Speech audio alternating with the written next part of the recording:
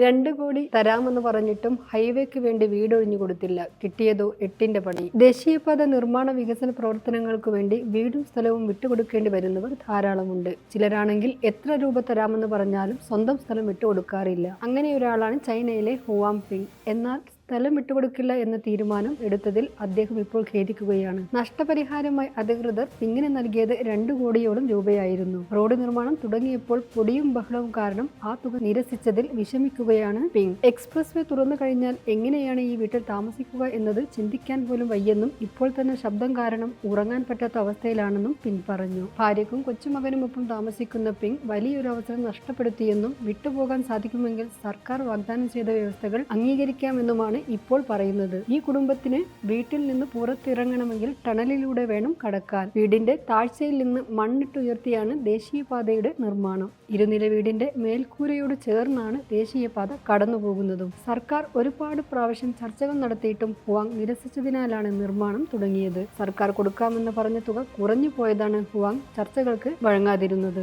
ഈ video social മീഡിയയിൽ വൈറലായിരുന്നു. അതേസമയം വീട് കാണാനും ഫോട്ടോ എടുക്കാനും ഒക്കെ ധാരാളം പേർ വരുന്നുണ്ട്. ഇതിലും പണം ഉണ്ടാക്കാമെന്നാണ് പിങ് കരുതുന്നത്.